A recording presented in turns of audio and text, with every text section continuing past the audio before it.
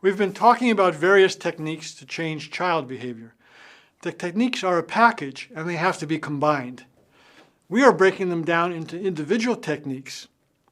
In this video, we will talk about praise, that is praising one's child. So what is praise? Well, praise is very familiar. It refers to expressing approval in some way. We know this very well. It's illustrated in everyday life as you parent by saying things such as, "Great, well done." So this positive feedback is the praise we're familiar with.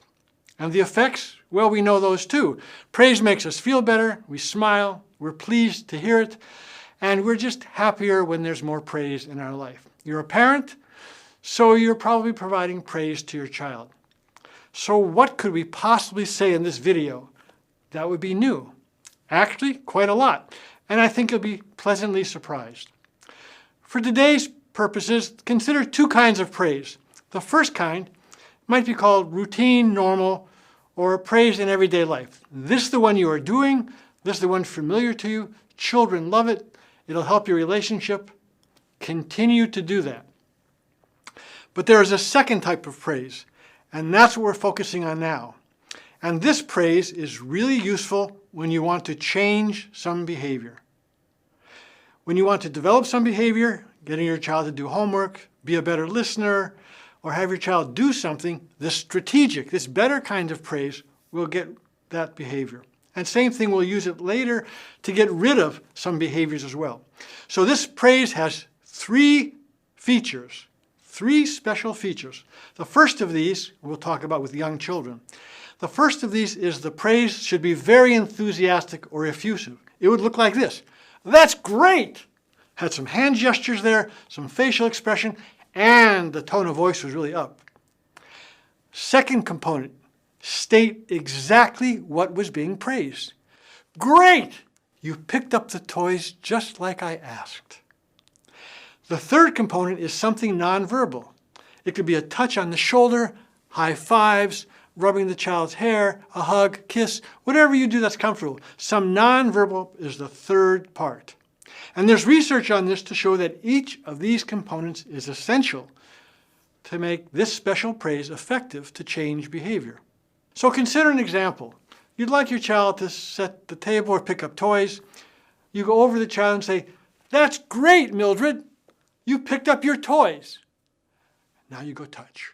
Had the three ingredients. "Great, Mildred. You picked up your toys." I go touch.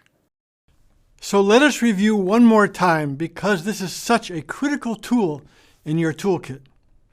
I have mentioned that special praise has three main ingredients, but the first step comes way before you praise the behavior, and that is to select the behavior you would like to develop. In our example, we selected picking up and putting away toys.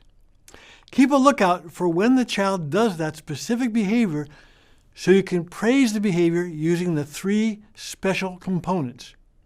Praise effusively by smiling and using an enthusiastic tone. "That was great!" State the specific behavior when you acknowledge your child. "That was great! You put the toys away just like I asked." Then add a gentle touch. Be close to the child as you are giving praise and give some nonverbal affection, such as a hug or patting your child on the shoulder in some way. When you try this at home, focus on one or two behaviors at first so you can practice giving praise frequently and consistently. How to make praise effective? Well, there are a couple things. One of them is it should be right after the behavior.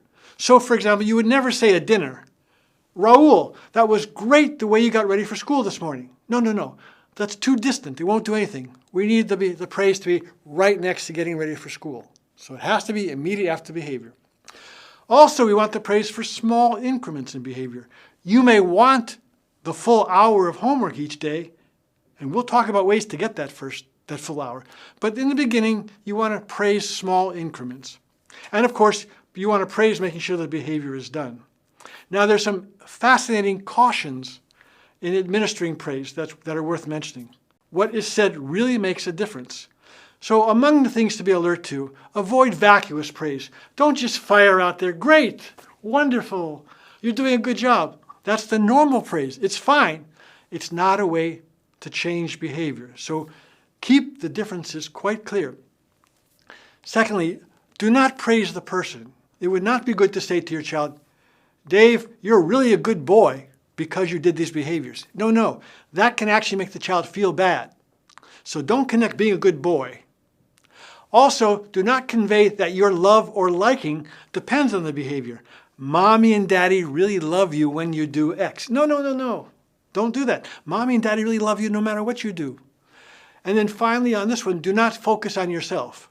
You make Mommy and Daddy happy when you do this. No. Mommy and Daddy are happy no matter what you do, and you're not the basis for our happiness that way. And perhaps the most important lesson is what's typical in parenting. We all do this. It's called caboosing. Think for a moment of a train with many cars. And the last car is called the caboose. In praise, the caboose is adding on something that undermines everything. So you might have this perfect praise. Great! You picked up your toys the way I asked. Nicely done, you pat. Now the caboose. Why can't you always be like that? How come you can't do that like your sister always does? Why do I have to nag you every time to get that behavior? Those cabooses undermine and take away the effects of praise.